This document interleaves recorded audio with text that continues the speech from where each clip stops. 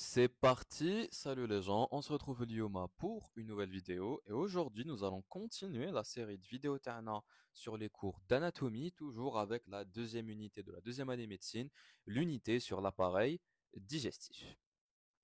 Donc avant de commencer le cours Tana, on remercie, comme à notre habitude, les professeurs de la faculté de médecine d'Alger, professeurs d'anatomie de cette faculté de médecine d'Alger, plus particulièrement aujourd'hui Dr Retia pour le fabuleux diapo de cours que l'on va utiliser pour étudier l'un des derniers segments du tube digestif qui n'est rien d'autre que le côlon ternant. Donc, ce côlon, on va l'étudier selon le plan suivant. Une étude anatomique structurelle classique, avec toujours au tout début une introduction, où on va définir et situer l'organe, car c'est un organe à part entière, une partie, un segment très très important du tube digestif, qui va être aussi très important plus tard en clinique, parce que de nombreuses pathologies, les pathologies les plus invasives, on va dire, et les plus dérangeantes et communes et fréquentes touchent le côlon. Donc c'est bien important de connaître du coup l'anatomie descriptive et topographique de cet organe. Donc on va introduire notre côlon en le définissant. Je vois la situation TAO ou WinJ et on va voir que le côlon il nous fait un espèce de cadre, hein, le cadre colique qui va pouvoir se projeter sur presque tous les quadrants de l'abdomen. Presque les quadrants de l'abdomen, on va retrouver une portion, une partie de ce côlon. Il va avoir des dimensions intéressantes à connaître. C'est grâce à ces dimensions qu'on va pouvoir différencier avec une simple vue le côlon des autres segments du tube digestif, hein, de l'intestin grêle par exemple, ou là de l'œsophage. Qu'est-ce qui fait qu'on réussit à différencier de vue bark le tube تاعنا qui est le côlon d'un autre tube, d'un autre segment du tube digestif comme l'intestin grêle ou l'œsophage. Il y aura des caractéristiques qui vont permettre de différencier. Donc on a déjà la dimension TAO et on a plusieurs caractéristiques anatomiques structurelles qu'on va voir dans le chapitre dédié.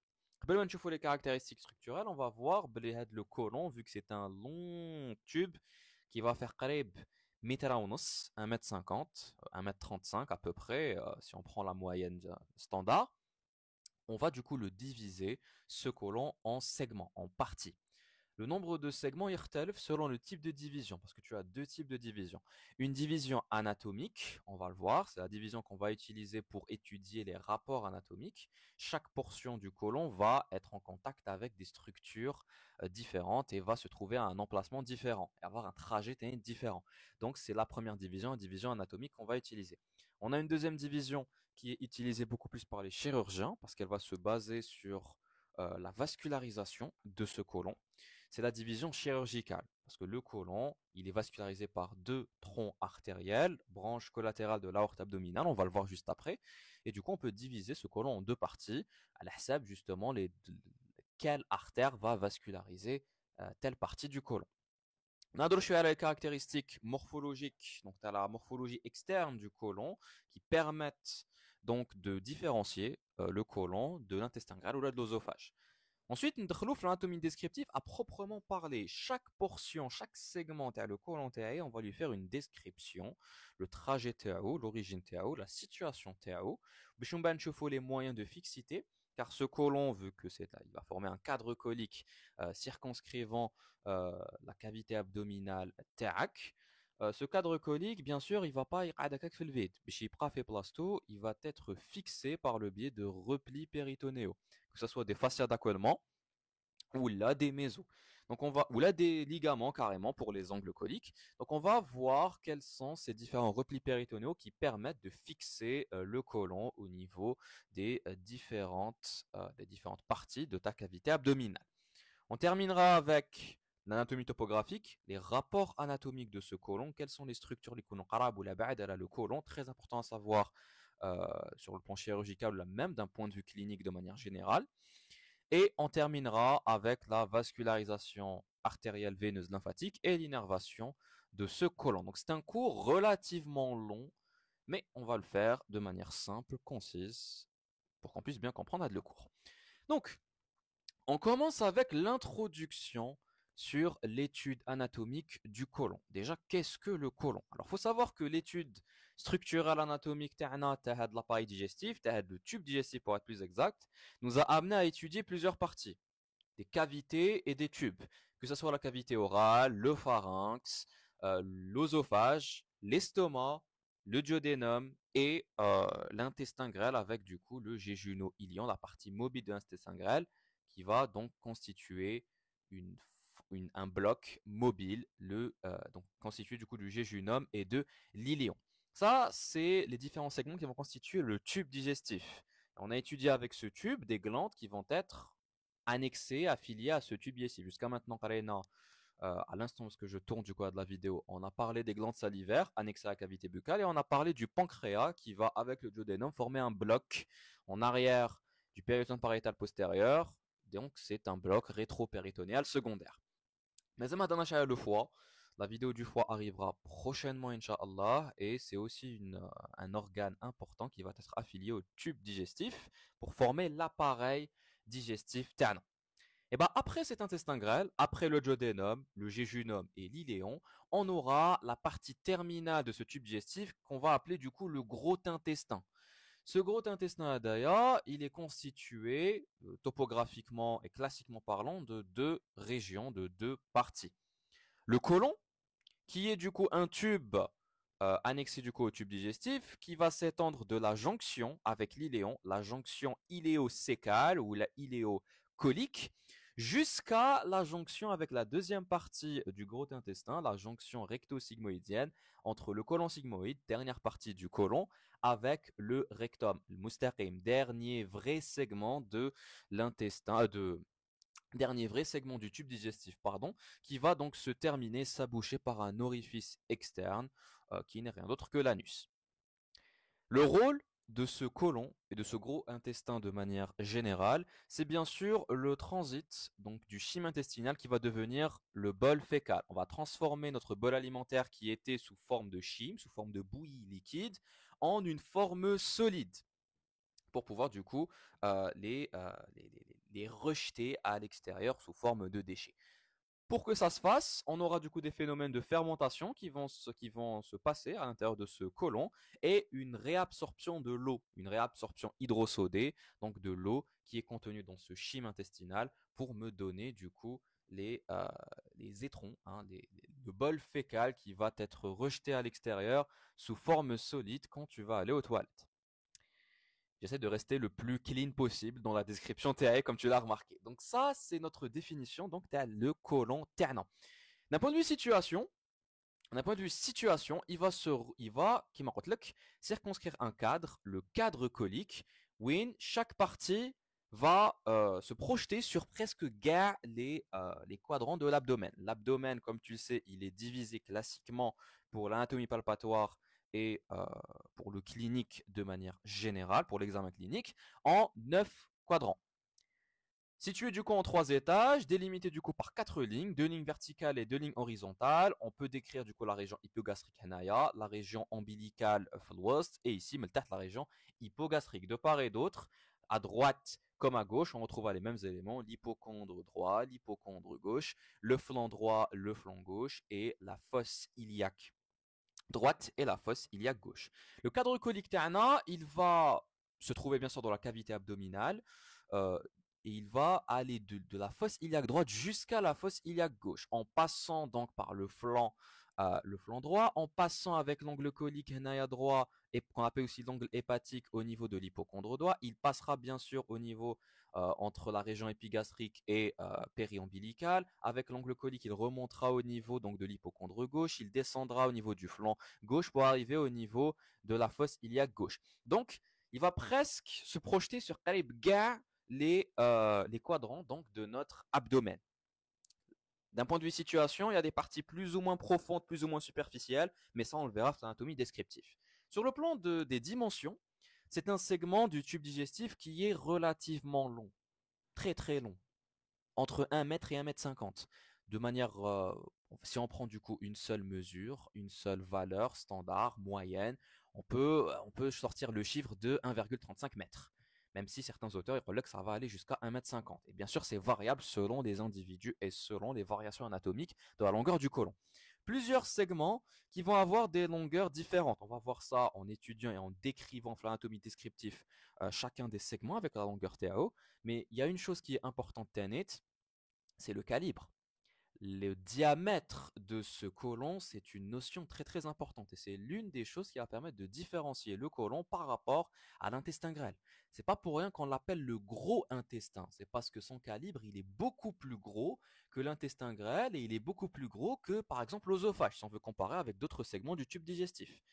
Mais ce calibre-là, ce diamètre, il va avoir tendance à baisser. Plus on avancera au niveau du côlon avec la description du côlon, plus le calibre et le diamètre va diminuer. On est sur un diamètre très très grand de 7 cm au niveau de la portion initiale du côlon, qu'on appelle le cécum, 7 cm au niveau du cécum, qui va progressivement baisser. On aura 5 cm balk au niveau du côlon transverse et 3 à 4 cm au niveau du côlon descendant et iliopelvien avec le côlon sigmoïde, 3 cm seulement. Donc on va avoir une diminution du calibre qui est observable au niveau donc du côlon. Ça, c'est sur le point des dimensions. Et comme tu l'as vu que c'est un segment relativement long, 1m50, 1m35, si on prend du coup la valeur présente sur le diapo, on est obligé pour étudier, décrire le côlon, le décrire d'un point de vue anatomique descriptif, et voir et parler de ses rapports anatomiques pour l'anatomie topographique, on est obligé de le diviser en plusieurs segments, selon le trajet de ce tube. Donc on va avoir deux types de divisions. Une division dite anatomique, utilisée par les anatomistes pour pouvoir étudier les rapports anatomiques, la topographie de chacune de ces portions-là du côlon. Et on a une deuxième division qui est une division utilisée par les chirurgiens, la division chirurgicale, qui est basée sur la vascularisation du côlon. On va commencer avec la division anatomique. Pour la division anatomique, pour les anatomistes, le côlon va être divisé en 6 segments et parmi les segments, je vais avoir du coup des angles qui vont permettre de relier deux segments et benatum. Deux angles. Un angle colique du côté droit et un angle colique du côté gauche. En tout et pour tout, si on prend les 6 segments avec les deux angles, on va trouver 8 parties. 8 parties qui vont composer le côlon terrestre. Donc, on va commencer avec l'origine. L'origine du côlon va se faire après l'orifice ou la jonction ilio-sécale ou la iliocolique avec la première portion du côlon qui est la portion qui a le diamètre le calibre le plus imposant, c'est bien sûr le cécum. Ce cécum va avoir une légère formation qui ressemble à un verre, une espèce de tube qui va pendre ici comme un verre qu'on appelle l'appendice, l'appendice vermiforme que tu connais en arabe sans doute sous le nom de zaïda doudiya. Donc ce sécoappendice va constituer du coup le premier segment de notre division anatomique, premier segment du côlon. Il va se continuer Melfour avec un segment ascendant qu'on va appeler donc le côlon ascendant. Il va monter de manière verticale. Ce côlon ascendant va ensuite donner naissance donc à un angle, l'angle colique droit qu'on appelle aussi l'angle colique hépatique car il va être en rapport étroit avec le foie. Il est recouvert en partie par le foie. De cet angle colique hépatique, de cet angle colique du côté droit, on va avoir le segment horizontal, transversal de notre côlon. Un segment mobile qu'on a déjà parlé plusieurs fois, le mésothéo plusieurs fois, c'est bien sûr le côlon transverse en numéro 4. Ce côlon transverse va aller de l'angle colique droit, hépatique, jusqu'à cinquième partie, cinquième segment, qui est du coup l'angle colique gauche, qu'on appelle aussi l'angle colique splénique, en rapport étroit avec la rate. déjà cet angle colique gauche va venir il serler le côlon transverse avec la partie descendante du côlon sur la gauche, qu'on appelle du coup le côlon descendant. Ce côlon descendant va ensuite donner la partie terminale de notre côlon qu'on appelle le côlon iliopelvien. En deux, on aura du coup un côlon iliaque en rapport avec le muscle iliaque et avec du coup la partie iliaque de l'os coxal. On va voir les rapports anatomiques, c'est très important. Et ensuite, on a la dernière partie, le côlon pelvien, qu'on appelle aussi le côlon sigmoïde, une partie mobile de notre côlon qui va être reliée à un méso et qui va du coup donner naissance ensuite au rectum. Ça, c'est la division anatomique que les anatomistes utilisent pour pouvoir étudier la topographie de chacune de ces segments, de chacun de ces segments, donc pour l'anatomie topographique, les rapports anatomiques. Une deuxième division utilisée en chirurgie qui va se baser, qui est très utile en chirurgie parce qu'elle se base justement sur la vascularisation de ce côlon, c'est la division chirurgicale. Ici, le côlon il est vascularisé par deux troncs artériels, par deux artères branches collatérales de l'aorte abdominale. Tu vas les voir dans le chapitre à la vascularisation, les huma, la mésentérique supérieure et la mésentérique inférieure. Ces deux artères vont vasculariser deux parties de ton côlon. Et du coup, c'est ces deux parties-là qui vont constituer les deux euh, parties, les deux segments de la division chirurgicale de ton côlon. On aura la partie droite, le côlon droit, qui va prendre en compte tous les segments qui se trouvent sur la droite au niveau de ton côlon, c'est-à-dire le sécoappendice, le côlon ascendant, l'angle colique droit et une grosse partie de ton côlon transverse. La partie droite, les deux tiers droits de ton côlon transverse.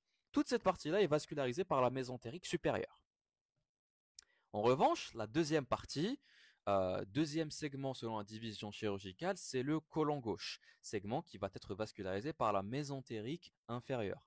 Il va prendre en considération tous les segments du côlon qu'on va retrouver sur la gauche. Donc on a le tiers gauche du côlon transverse avec l'angle colique splénique, l'angle colique gauche, le côlon descendant, le côlon iliaque et le côlon bien sûr sigmoïde, dernière partie du côlon qui va donner naissance au rectum. Ça, ce sont les deux types de divisions qui vont permettre donc de segmenter le côlon interna selon l'utilité. En chirurgie, on va bien sûr utiliser cette division chirurgicale pour pouvoir, si on opère sur une portion du côlon, reconnaître donc l'artère responsable de sa vascularisation.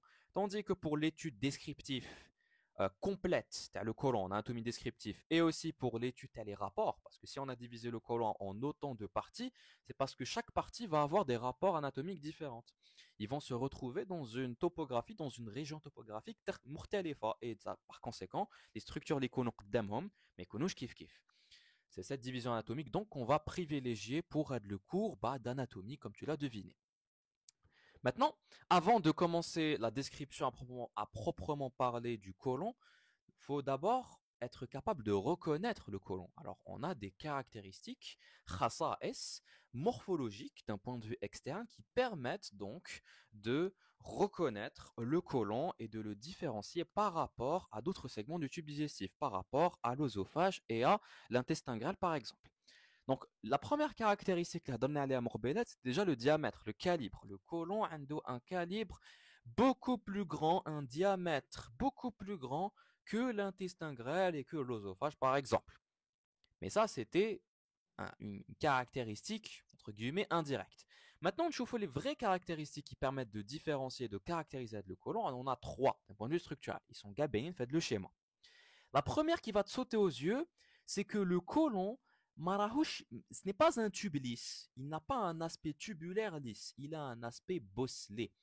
Si on pourrait comparer une analogie ben le tube digestif au tarqan, les routes, l'œsophage et l'intestin grêle, ce sont des autoroutes, si tu veux.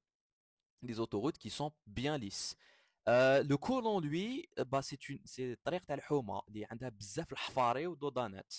C'est pour ça que l'aspect du côlon en macroscopie, نشوفوه comme étant bosselé. Ando du coup des bosses. On dit qu'il va présenter à décrire des bosselures ou là des ostrations. C'est la même chose. Ces ostrations et ces bosselures, ils jaunent justement parce que le côlon est traversé par des sillons, des stries qui vont avoir une direction transversale. Ces stries transversaux que tu vois ici le schéma vont permettre de délimiter ces différentes bosses, ces ostrations. Ça, c'est la première caractéristique. Il y a des ostrations et des bosselures. C'est bon, je fais l'intestin grêle, c'est bon, je fais l'œsophage. Deuxième caractéristique. Tu peux remarquer des espèces de bandelettes qui vont étaler en suivant l'axe de mon côlon. Ce sont les fameuses bandelettes longitudinales qu'on appelle également les ténias. Ce ne sont rien d'autre que des épaississements de la couche musculaire du côlon, de la couche musculaire externe longitudinale. Des épaississements qui vont me donner un aspect de bandelette qu'on va appeler du coup les ténias. Ils sont en nombre de 3 sur tout le trajet vers le côlon thérax, sauf à la partie terminale de ce côlon. À la partie terminale, on va en retrouver uniquement 2. Donc ces bandelettes, ces ténias ont tendance du coup à baisser au niveau du nombre entre le trajet تاع le côlon تاعي, toute la longueur de mon côlon et la partie du coup terminale, où au niveau du rectum, elles disparaissent complètement.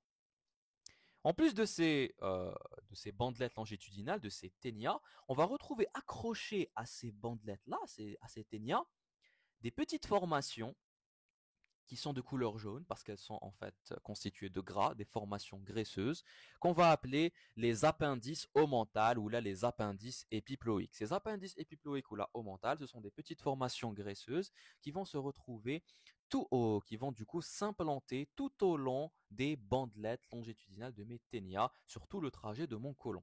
On remarquera que le nombre de ces appendices épiploïques va augmenter entre la partie initiale, le segment initial du côlon et le segment terminal. Le nombre, il va augmenter surtout au niveau, comme tu peux le voir sur le schéma, de la partie sigmoïdienne de mon côlon. Les trois caractéristiques, les traces S, d'un point de vue de la configuration externe, permettent de différencier le côlon d'un autre segment du tube digestif, c'est-à-dire de l'œsophage et de l'intestin grêle, bien sûr. Maintenant, on va commencer la description de chaque partie du côlon. On va décrire le séco-appendice, le côlon ascendant, les angles coliques, transverses, le côlon transverse, descendant, pelvien, et bien sûr en passant par le côlon iliaque. On va décrire chacune des parties en donnant les éléments les plus importants à retenir pour l'anatomie descriptive. On commence du coup avec le segment initial, premier segment du côlon qui va débuter le côlon. C'est bien sûr la partie, le sécum avec l'appendice. Une partie qu'on va appeler du coup, un bloc qu'on va appeler le séco-appendice. Partie initiale du côlon, c'est la zone qui va permettre en fait de passer de l'iléon, ou de l'intestin grêle, vers justement le gros intestin, vers du coup le côlon. À ce niveau-là, donc, on va retrouver la jonction, l'orifice de la jonction iléo-colique ou la iléo-sécale, qui va être munie, comme tu le vois en configuration interne, d'une valvule. Cette valvule, on la nomme la valvule de Bowen. Elle est composée de deux valves, une valve supérieure et une valve inférieure, qui sont liées au niveau donc de la paroi interne ici de mon sécum par le biais de freins, donc des formations, donc des replis muqueux qu'on va appeler les freins, qui vont permettre, on a un frein antérieur et un frein postérieur qui vont permettre ici de donc à de la valvule de Bowen. Cette valvule, elle n'est pas là pour rien. Elle permet en fait d'empêcher que le chyme intestinal qui est passé du coup par l'iléon, qui est rentré au niveau donc du sécum, ne fasse le trajet inverse, c'est-à-dire qu'il passe, qu'il revienne vers l'iléon. Donc c'est pour empêcher le reflux, le transit tannant. Donc en plus de cette valvule de Bowen et du coup de cette jonction iléosécale, le sécum va présenter un petit diverticule, une petite formation en forme de tube qui va avoir la forme d'un verre. C'est l'appendice vermiforme, Zaïda Doudiya, qui va caractériser donc des inflammations les plus communes qui vont nécessiter des interventions chirurgicales. C'est bien sûr l'appendicite. Tu connais cet appendice, l'inflammation qui nécessite une intervention chirurgicale la plupart du temps, c'est bien sûr l'appendicite. Donc, cet appendice avec ce sécum, ce complexe, ce bloc séco-appendice, il va se trouver où? Eh bien, il va se retrouver dans des zones et des situations très très variables. La plupart du temps, la fosse iliaque droite, juste en avant du muscle iliaque, du faisceau iliaque, du muscle iliopsoas. Mais cette situation, elle est très variable, de grosses variations anatomiques sur la situation de ce sécum et de ce bloc, donc séco-appendice. Donc, on a 4 situations communes, fréquentes pour l'emplacement le sécom d'ailleurs.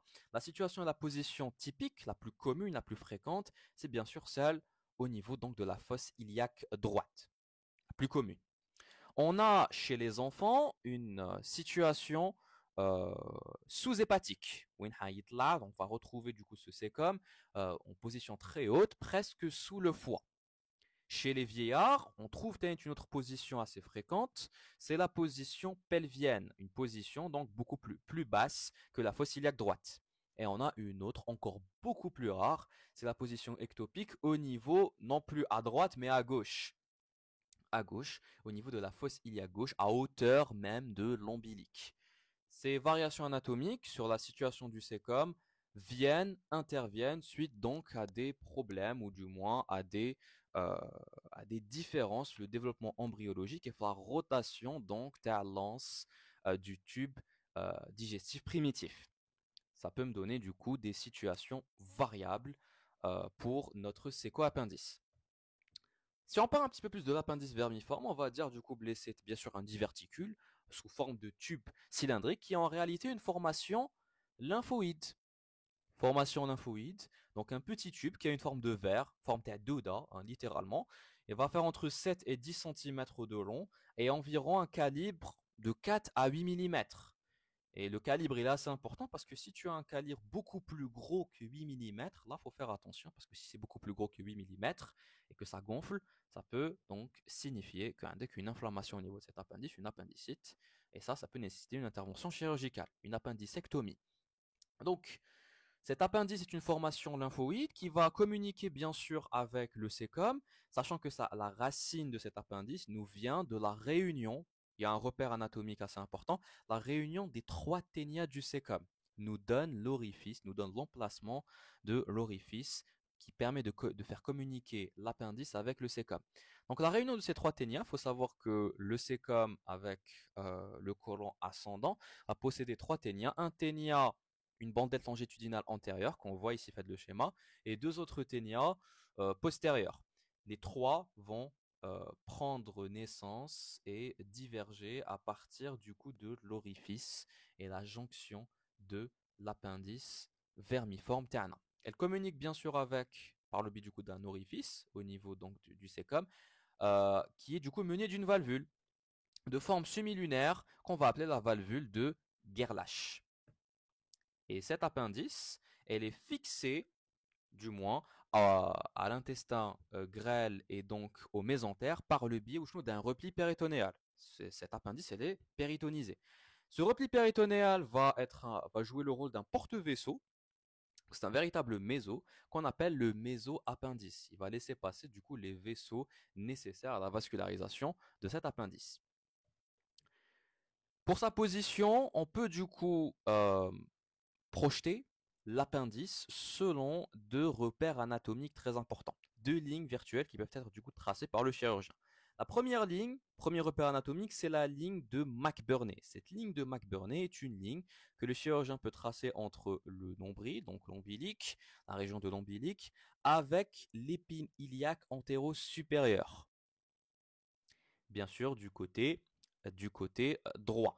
Donc, lorsqu'on trace cette ligne-là, on peut passer par l'origine, donc la base d'implantation de cet appendice au niveau du sécom.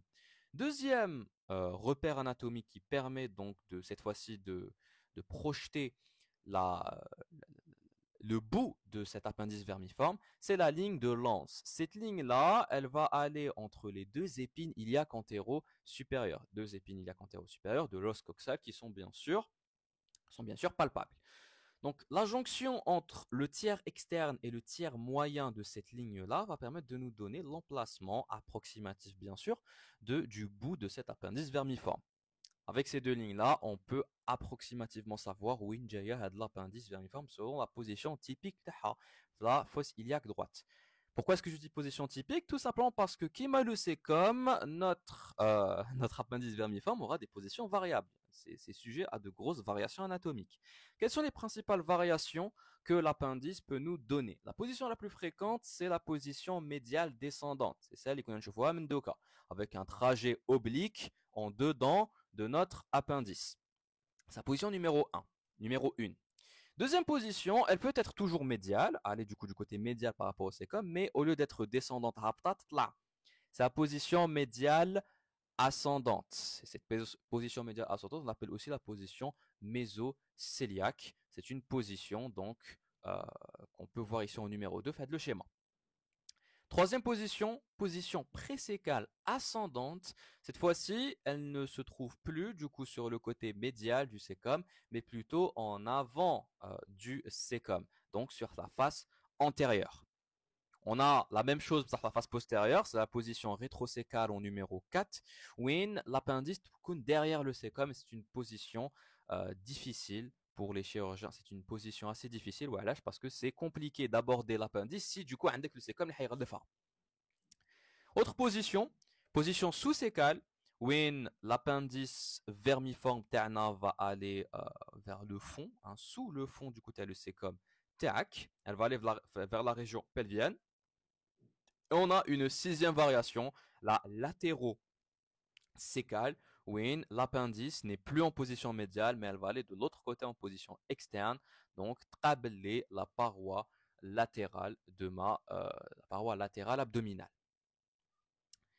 Les variations, elles sont importantes à connaître, surtout en chirurgie, dans le cas, bien sûr, d'une appendicectomie pour pouvoir aborder l'appendice. Si tu ne la trouves pas en position médiale descendante, ce n'est pas grave, il faut toujours vérifier si elle ne se trouve pas donc dans les autres positions, car c'est sujet à des variations anatomiques très importantes.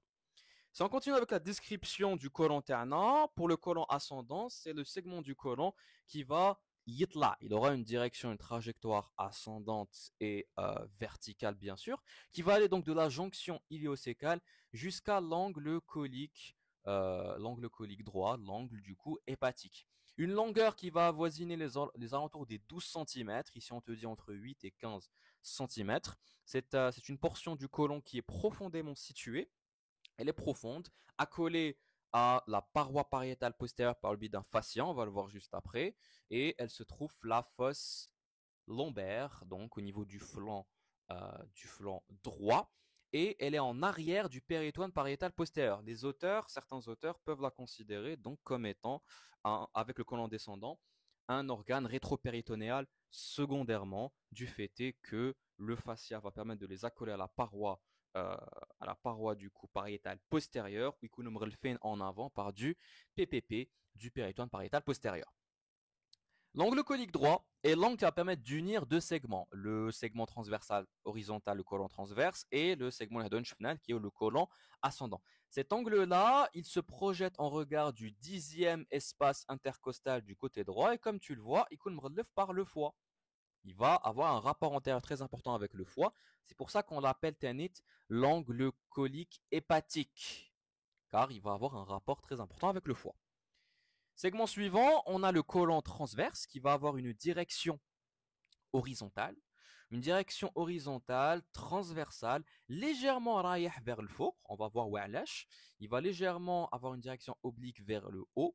Il va posséder, d'un point de vue trajectoire, une concavité en postérieur, une concavité postéro-supérieure qui peut être accentuée justement par le repli péritonéal, les heishiddo, et le méso-côlon transverse. Méso très important, la racine avec le méso va permettre de délimiter deux étages, hein. L'étage sus-mésocolique pour la cavité abdominale et l'étage sous-mésocolique toujours pour la cavité abdominale ternante. C'est un segment qui va avoir une longueur qui avoisine entre 40 et 60 cm de longueur. Chose importante à retenir. C'est un segment assez long et c'est un segment qui est mobile. L'angle colique gauche, c'est un angle donc qui est situé beaucoup plus haut que l'angle colique droit. L'angle colique droit, il se projetait aux alentours donc du 10e espace intercostal. Hada, il est plus haut, au niveau du 8e espace intercostal du côté gauche, bien sûr. Donc cet angle-là va permettre de réunir, c'est un angle très très aigu qui va permettre de réunir le côlon transverse avec le segment descendant du côlon. Et on l'appelle aussi l'angle splénique car il va avoir un rapport important avec la rate auquel il sera bien sûr fixé. Le côlon descendant maintenant, c'est le segment du côlon qui va descendre sur la gauche, depuis l'angle colique gauche, jusqu'à la crête iliaque de l'os coxal. C'est un segment qui va faire environ 12 cm de long. Il est situé très très profondément en profondeur, dans la fosse lombaire, au niveau du flanc gauche. Il est recouvert en avant, comme tu vois le schéma, par les anses intestinales, donc les anses grêles Teway.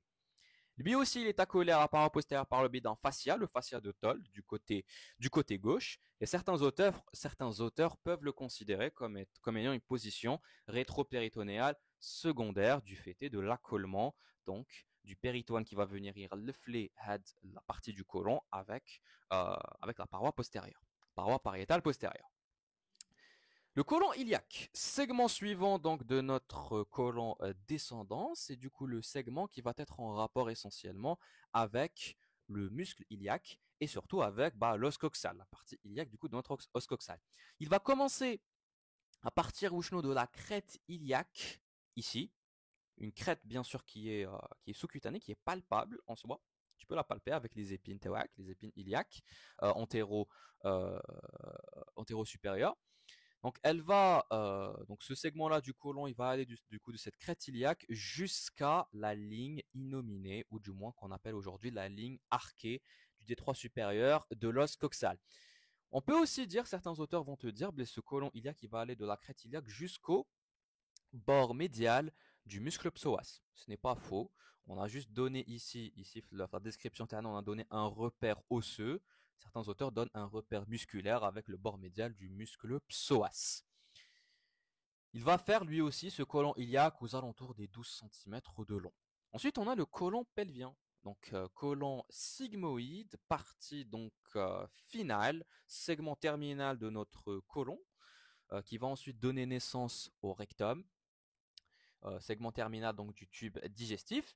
Donc c'est la partie du côlon qui va aller de la ligne arquée, de la ligne arquée ou de la ligne innominée, comme on l'appelait avant, de l'os coxal, ou là, si tu veux, du bord médial du muscle psoas, jusqu'à la troisième vertèbre sacrale, ou la troisième vertèbre sacrée. De là, on aura la jonction recto-sigmoïdienne et on aura le début au genou du rectum. C'est un segment assez intéressant, le côlon sigmoïde, le côlon pelvien, parce que c'est un segment qui va former du coup une boucle. Il va former une boucle, former une anse mobile. C'est un segment qui est mobile. Il est attaché du coup à la paroi pariétale postérieure par le biais au genou d'un le mésosigmoïde. Le truc, c'est que la longueur de ce côlon pelvien, ici on te dit qu'il fait 40 cm, mais la longueur elle est très très variable. La longueur du côlon pelvien, du côlon sigmoïde, elle est très très variable. Certaines personnes vont avoir un côlon sigmoïde relativement court, c'est ce qui est montré ici le schéma de gauche. Et là, on n'est pas censé avoir énormément de problèmes. D'autres, en revanche, ils auront un côlon sigmoïde relativement long, ce qui est montré ici le schéma de droite. Et du coup, vu que c'est un segment qui est mobile et qui va former une boucle, une anse très mobile, vu qu'il est attaché par le biais d'un méso, on peut avoir des risques de torsion. Il peut tourner sur lui-même, ce côlon pelvien, ce côlon sigmoïde, et donc me donner un valvulus. Il peut s'étrangler sur lui-même, de par du coup les différentes torsions qu'il peut subir. Ce volvulus, d'ailleurs, il est dangereux, c'est une urgence chirurgicale, car on peut provoquer une ischémie. On peut étrangler les différents vaisseaux qui ont pour but de vasculariser le côlon sigmoïde. Ce qui peut me donner une ischémie, et ischémie, manque d'oxygène, et donc nécrose des différentes parties de ce côlon sigmoïde. Donc urgence chirurgicale, il faut intervenir. Ça, c'est la description donc des différentes parties de notre côlon. On va maintenant voir les moyens de fixité. Chaque portion du côlon va être entre guillemets fixée. Il y a des segments qui sont mobiles, il y a des segments qui sont totalement fixés par le biais de replis péritonéaux, par le biais du péritoine qui va former du coup des replis. Soit c'est des fascias d'accolement, soit c'est des ligaments principalement pour les angles, soit c'est des mésos, et du coup on aura une véritable mobilité pour ces segments-là qui sont reliés à la paroi pariétale postérieure par le biais donc de mésos. On va commencer du coup avec le séquoappendice. Le séquoappendice, c'est un segment du côlon, segment initial, qui est relativement mobile. Les auteurs le considèrent comme relativement mobile, surtout le fontéo. Le fontéo est la partie tehténia, elle est relativement mobile, elle est péritonisée d'ailleurs, même si la partie focania, elle va être fixée par le biais du fascia d'accolement de Tolt. Sans oublier que l'appendice est relié à la paroi postérieure, enfin il est relié au mésentère et à l'iléon, donc à l'intestin grêle, par le biais donc d'un véritable méso, le méso-appendice, qui est un porte-vaisseau pour permettre de vasculariser, de laisser passer les vaisseaux pour la vascularisation de l'appendice. Donc, premier moyen de fixité en soi, le fascia d'accolement de Tolt pour fixer la partie haute du séquoappendice, même si la partie basse elle est mobile et elle est péritonisée. Le côlon ascendant. Côlon ascendant, segment qui va être, lui, pas du tout mobile. Il va être fixé à la paroi pariétale postérieure par le biais d'un fascia d'accolement, toujours le même, c'est le fascia de Tolt du côté droit pour le côlon ascendant. Et ce fascia d'accolement va permettre à certains auteurs de dire que le côlon ascendant il est en position rétropéritonéale secondaire. Classiquement, on le considère comme ça, qu'il est en rétropéritonéale secondaire, de par le fait justement qu'il est mrellef par le biais de sa face antérieure par du péritone pariétal postérieur. L'angle colique droit, lui, il va être en même temps, donc il va être collé en même temps par la continuité du fascia de Toll. Donc le fascia de Toll va permettre de le fixer. Il va permettre de le fixer sur le rein droit, donc sur le fascia périrénal du rein droit. En plus de ce fascia de Toll, on aura des deux ligaments qui vont permettre de fixer l'angle colique à la paroi, donc au diaphragme, donc à la coupole diaphragmatique du côté droit, mais aussi au foie, à la face inférieure du foie, qui est ici sectionné, fait le schéma, au niveau donc de la vésicule biliaire. Donc on aura le ligament phrénicocolique droit, permettant donc de lier ici en numéro 2 l'angle colique droit avec, donc avec le diaphragme, voilà, je perds mes mots, et on a du coup en numéro 3 un autre ligament, le ligament cysticocolique, liant donc l'angle hadacolique droit, l'angle hépatique comme on l'appelle, à la face inférieure du foie, si on veut être plus exact, cystico, donc à la vésicule biliaire. Ça, c'est les moyens de fixer donc de l'angle colique droit. Pour le côlon transverse, c'est un segment qui est relativement mobile, et donc, vu qu'il est mobile, il va être lié par le biais d'un méso. Donc le moyen de fixer principal TAO, c'est le mésocolon transverse. La racine TAO, on en a parlé dans les anciens cours, les anciennes vidéos, elle va permettre aux de délimiter deux étages, la cavité abdominale, un étage sus et un étage sous, ou la infra-mésocolique. Ça, c'est le moyen du coup de fixité principale, ce qui va donner du coup une grosse mobilité à ce côlon transverse. On a un deuxième moyen, c'est bien sûr le grand omentum. Le grand omentum, formé donc du ligament gastro-colique et du tablier épiploïque, vont permettre donc de lier la grande courbure de l'estomac au côlon transverse. Ce grand omentum va bien sûr se continuer en avant pour me donner le tablier épiploïque qui va recouvrir en partie du coup les anses grêles en avant. L'angle colique gauche, c'est un angle qui va être fixé, qui m'a l'angle colique droit par la continuité du coup du fascia de Toll, mais cette fois-ci du côté gauche. Et donc il va être fixé au fascia peirena, donc du rein gauche, mais aussi par un ligament. Le ligament phrénicocolique du côté gauche qui va permettre de lier du coup l'angle colique au diaphragme. On va peut-être lier cet angle colique au niveau donc de la rate par le biais d'un ligament avec la continuité du grand omentum qui peut du coup se continuer par le biais d'un diverticule, me donnant une structure qui va permettre d'immobiliser entre guillemets la rate dans sa loge dans sa loge splénique qu'on appelle le sustentaculum lienis. On en a déjà parlé, le cours de la rate. Pour le côlon descendant, fixé à la paroi pariétale, à la paroi abdominale postérieure, avec un fascia d'accolement, le fascia de Told, du côté gauche. Profondément situé donc au niveau de la fosse lombaire du côté gauche. Le côlon iliaque, lui, même chose, fixé dans la continuité donc du côlon descendant par le biais du fascia de Toll du côté gauche. Et il va être fixé à quel muscle? Pourquoi est-ce qu'on a du coup séparé le côlon iliaque du côlon descendant? Parce qu'il va rentrer en rapport avec le muscle iliaque, le faisceau iliaque du muscle iliopsoas.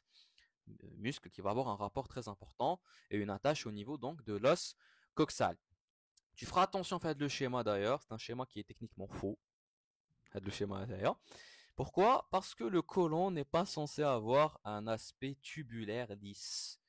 Le côlon, il est censé avoir un aspect bosselé, avec des ostrations, avec les fameuses stries transversaux, les sillons transversaux qui vont permettre de délimiter donc les bosses.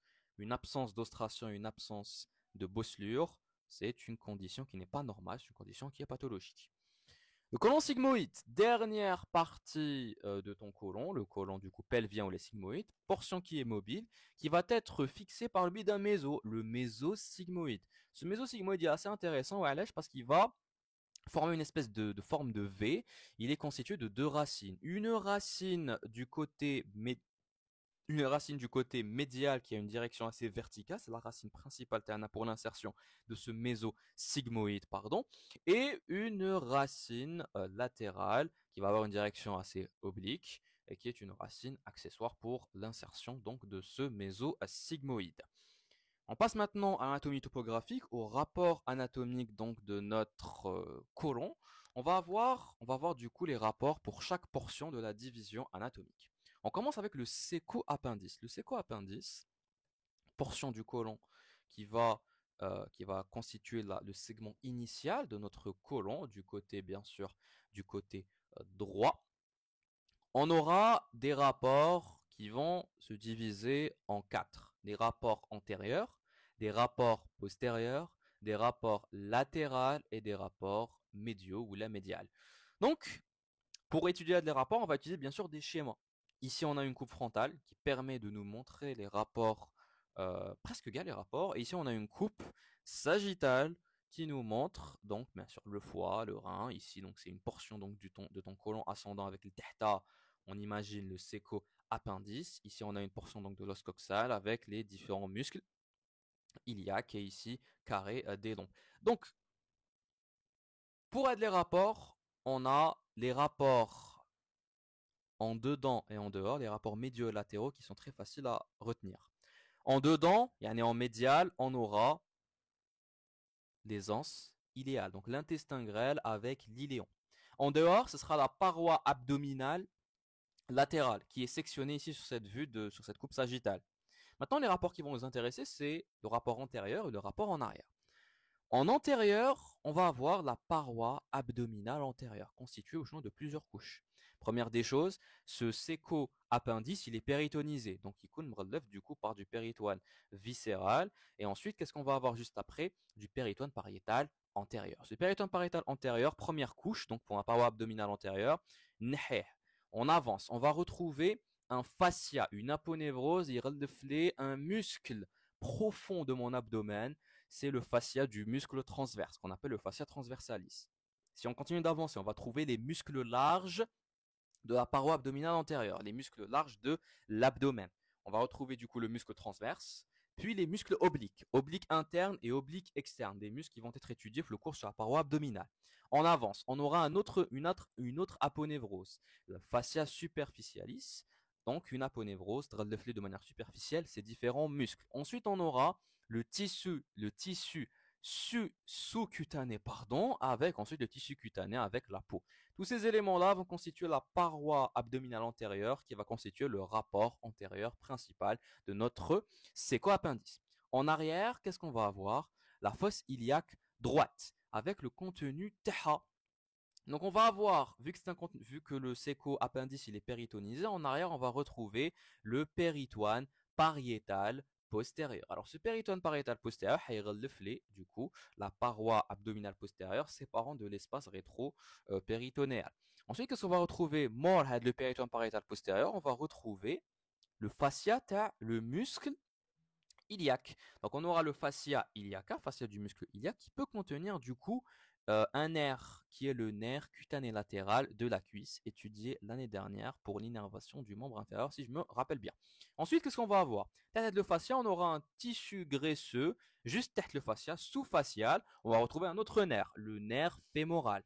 Et juste après, on va retrouver le fameux muscle, tête le fascia, le muscle iliaque, le muscle iliopsoas pour être plus exact. Ces rapports-là, donc ici on le voit sur la coupe sagittale, avec le tehta, on va retrouver du coup le péritoine pariétal postérieur pour ensuite retrouver le fascia du muscle iliaque pour ensuite retrouver du coup le tissu sous-facial et enfin le muscle, à proprement parler, le muscle iliopsoas. Ce sont les rapports du séco-appendice. Maintenant, on passe au côlon ascendant. Le côlon ascendant, il aura à peu de choses près, presque les mêmes rapports que la portion séco-appendice. En avant, j'ai toujours la paroi abdominale antérieure. Ça ne change pas avec les éléments qu'on a décrits juste avant. En arrière, on aura toujours la partie haute de la fosse iliaque droite. La partie haute de la fosse iliaque droite restera toujours un rapport postérieur pour le côlon ascendant. Mais on va retrouver surtout Mulfouq, la fosse lombaire, car bien sûr le côlon ascendant passe au niveau du coup du flanc droit et donc va avoir un rapport du coup avec cette fosse lombaire. Au niveau de cette fosse lombaire, on retrouvera un muscle, la région lombaire, qu'on appelle le muscle carré des lombes, présent ici au numéro 4, de la coupe sagittale.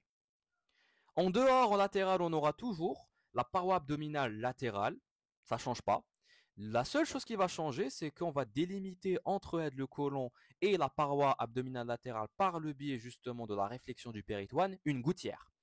Gouttière qu'on va appeler la gouttière pariétocolique droite.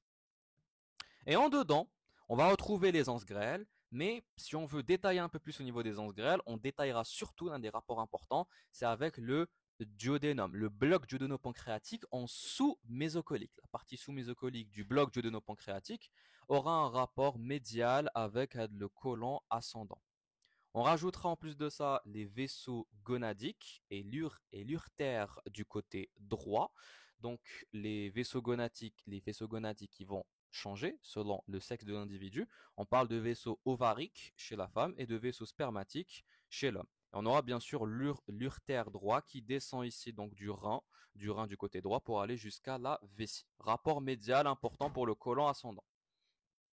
L'angle colique droit, ce sera un angle qui va permettre de lier donc la portion, comme on a dit, transversale du côlon avec la portion ascendante. Il va avoir des rapports assez simples. On l'appelle l'angle hépatique, ou parce qu'il va avoir un rapport en avant avec la face inférieure du foie. Rapport très très important à ne pas oublier.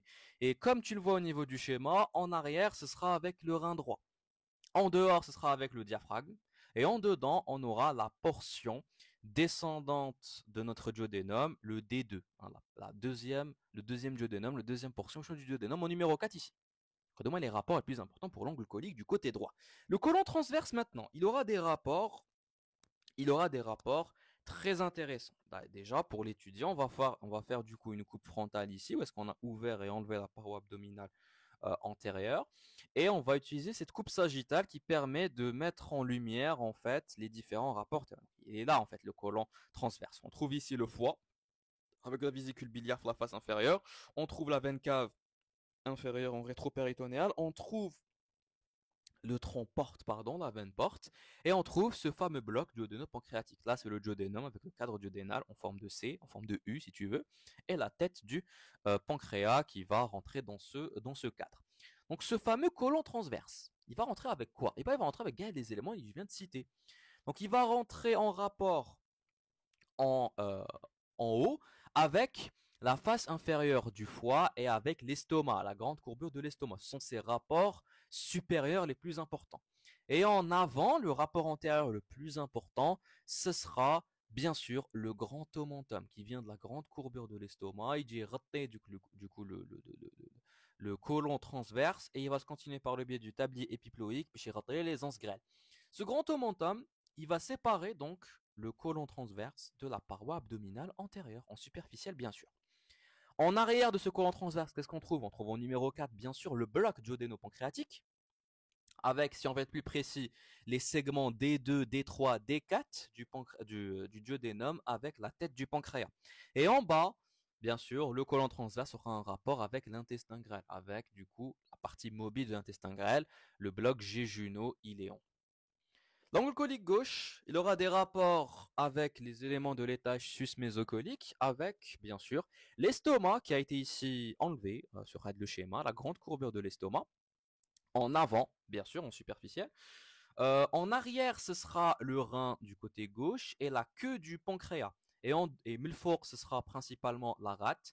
Et en dehors, même tête Mulfort, on entrera en rapport avec le diaphragme, la coupole diaphragmatique du côté gauche.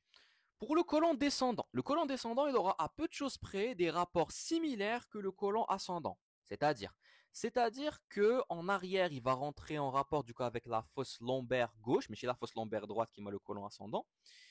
En dedans, il va rentrer en rapport avec les vaisseaux gonadiques et l'urtère gauche, donc les vaisseaux bien sûr du côté gauche, spermatique chez l'homme, ovarique chez la femme, bien sûr, artère et veine, bien sûr. Ce sont les vaisseaux les plus importants, les vaisseaux gonadiques.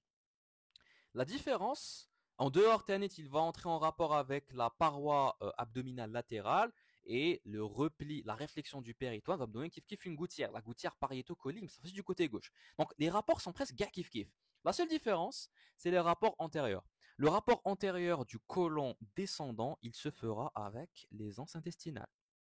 Chose qui n'était pas le cas pour le côlon ascendant. Les anses intestinales, ils ont tendance à y retourner en avant le côlon descendant. Le côlon iliaque maintenant, les mêmes rapports que le côlon descendant a une seule différence, c'est la présence du muscle iliaque, du muscle iliopsoas. Donc en avant, on aura toujours les anses grêles et hiratoholé. En dedans, on aura toujours les vaisseaux gonatiques et l'urtère gauche. Mais en arrière, on aura surtout le muscle iliopsoas qui va me donner, du coup, qui va permettre de différencier la portion du côlon descendant et le côlon du coup iliaque. Le côlon sigmoïde, c'est la portion du côlon qui va être la plus basse. Il va rentrer en rapport avec les éléments du coup de l'étage pelvien. Donc il entrera en avant en rapport avec la vessie, qui est présent ici en numéro 1, qui reçoit les urtères des reins. En arrière avec les vaisseaux iliaques internes, qu'on appelle aussi les vaisseaux hypogastriques. Alors c'est bien sûr la veine et l'artère iliaque interne. Tu le vois ici, l'aorte abdominale va venir se diviser, elle se termine en donnant du coup les deux artères iliaques communes, et ces artères iliaques communes vont ensuite se diviser pour donner l'artère iliaque externe, qui nous intéresse pas, et l'artère iliaque interne. L'artère iliaque interne, on appelle l'artère hypogastrique, et c'est elle qui va avoir un rapport avec le côlon sigmoïde. Même chose pour la veine cave inférieure, elle va se former par l'union de des deux veines iliaques communes. L'union donc de ces deux veines iliaques communes vont donc me donner la veine cave inférieure, et ces veines iliaques communes se sont formées par l'union donc de la veine. Ces deux veines iliaques communes se sont formées par l'union, pardon, de la veine iliaque externe et la veine iliaque interne. La veine iliaque interne qu'on appelle aussi la veine hypogastrique. Donc ces deux vaisseaux iliaque interne vont constituer un rapport postérieur pour le côlon sigmoïde. En bas, le côlon sigmoïde se continue, qui va se continuer par le rectum, ça tu le sais déjà. On va terminer avec les rapports anatomiques et l'anatomie topographique. On passe maintenant à la vascularisation artérielle. On commence toujours avec les artères. Vascularisation artérielle de ce côlon. Alors la vascularisation artérielle, elle est assurée du coup par deux troncs artériels qui sont donc des branches collatérales viscérales de l'aorte abdominale. On a l'artère mésentérique l'artère mésentérique supérieure, qui naît juste tête, qui naît aux alentours, on regarde L1, juste tête du coup le tronc cœliaque qui naît au niveau de T12, juste après donc le passage de aorte thoracique à aorte abdominale. Et on a l'artère mésentérique inférieure. Ces deux artères vont permettre de vasculariser le côlon ternant. Donc, on commence avec la vascularisation du séco-appendice. Alors, le séco-appendice va être vascularisé par la dernière branche de l'artère mésentérique supérieure, qu'on appelle l'artère colique droite inférieure. Donc, tu vas comprendre Wa'alash, parce que l'artère mésentérique supérieure, elle me donne trois artères pour le côlon droit. Une artère colique sup, une artère colique moyenne et une artère colique inférieure. Elles sont du côté droit, bien sûr. Cette artère colique inférieure, on l'appelle aussi l'artère iléocolique ou là l'artère iléocolo-biséco-appendiculaire. Ouais, tout simplement parce que c'est une artère qui va se diviser, elle va signer bien sûr la terminaison de la mésentérique supérieure, elle va se diviser en 5 branches. Une branche iléale, ici en numéro 2, la branche iléale qui va venir vasculariser la dernière anse de l'iléon, dernière portion de l'intestin grêle, qu'on appelle aussi l'artère récurrente iléale. Elle va s'anastomoser avec une autre branche terminale de la mésentérique sup, pour vasculariser ici l'iléon, la dernière anse iléale. On a une branche colique qui va être ascendante, pour vasculariser le côlon droit. On a deux branches sécales pour vasculariser le sécum, wahda en antérieur, en numéro 4 ici, et wahda en postérieur, en numéro 5. Deux artères sécales. Et on a une dernière artère pour l'appendice, en numéro 6, c'est l'artère appendiculaire qui va venir ici circuler au niveau du à l'appendice. Ça, c'est l'artère colique inférieure ou l'idéocolo-biséco-appendiculaire, c'est l'ancienne nomenclature. Ça, c'était pour la vascularisation du premier segment du coup du côlon. Maintenant, si on veut comprendre un peu plus la vascularisation par le biais pour le reste, donc c'est le côlon, on va devoir détailler les artères mésentériques supérieures et inférieures. L'artère mésentérique supérieure va vasculariser le côlon droit. Donc, séco-appendice, côlon ascendant, angle colique angle colique du côté droit et les 2 tiers droits du côlon transverse. Donc, comment est-ce qu'elle va vasculariser? En fait, cette artère mésentérique supérieure, au-delà de la vascularisation du jéjuno-iléon, elle va me donner 3 branches coliques. Artère colique, 3 branches coliques qui sont droites, bien sûr. Artère colique supérieure, artère colique moyenne, artère colique inférieure. Elles sont présentes ici au niveau du schéma. Supérieure, moyenne et inférieure. Chacune de ces artères coliques bien sûr, elles naissent du côté du flanc droit de la mésentérique supérieure et elles vont venir se bifurquer, c'est-à-dire se diviser en deux, pour me donner une branche le foura crâniale et une branche caudale. Les branches caudales et crâniales à chacune de ces 3 artères vont s'anastomoser et me former une arcade. L'arcade paracolique. Cette arcade paracolique va ensuite me donner des vaisseaux droits. Chose que tu vois en numéro 2. Des vaisseaux droits qui vont à leur tour se diviser en branches antérieures et postérieures pour vasculariser chacune des parties du côlon droit. C'est comme ça que se fait la vascularisation par le biais de la mésentérique supérieure pour le côlon droit. Maintenant, la mésentérique inférieure va faire à peu près la même chose. Donner 3 branches coliques gauche, branche colique supérieure, branche colique moyenne, branche colique inférieure. Donc supérieure, moyenne et inférieure. La branche colique inférieure, d'ailleurs, on va la citer. On l'appelle le tronc des sigmoïdiens. On va donner du coup 3 artères pour le côlon sigmoïde. Même principe, se diviser en 2 branches, me former une arcade qu'on va appeler l'arcade paracolique, avec une branche crâniale et une branche caudale, me former une arcade. Cette arcade-là va me donner du coup des vaisseaux droits. Mais les vaisseaux droits, je vais avoir donc une branche antérieure et une branche postérieure pour vasculariser le côté gauche de mon côlon. La branche terminale à cette mésentérique inférieure, c'est ce qu'on appelle l'artère rectale supérieure, destinée à vasculariser une partie le rectum. On appelle aussi les artères hémorroïdales supérieures. Une petite remarque pour le côlon transverse, parce que tu as remarqué que le côlon transverse, une partie, elle fait partie du côlon droit, et une partie fait partie du côlon gauche. Donc elle est vascularisée par les 2 artères. En réalité, la branche crâniale, la branche en supérieur, tu as les 2 artères coliques supérieures, droite et gauche. Elles vont venir, c'est eux qui vont venir à vasculariser le côlon transverse en me formant une arcade. Il y aura une anastomose entre les 2 artères, mésentérique supérieure et mésentérique inférieure. Ils vont me former une arcade qu'on appelle l'arcade de Riolan et c'est cette arcade-là qui va permettre de vasculariser le côlon transverse. C'est une anastomose entre les coliques supérieures du côté droit et du côté gauche. واحدة جاتني mésentérique supérieure, واحدة جاتني mésentérique inférieure. La vascularisation veineuse, le drainage veineux va se faire du coup de manière du coup analogue à la vascularisation artérielle. C'est-à-dire que ce sera ils seront satellites, les veines seront satellites des artères. Les veines là vont être du coup drainées par le biais des veines mésentériques supérieures en numéro 2 et veines mésentériques inférieures. Les deux sont tributaires du système porte qu'ils vont bien sûr constituer.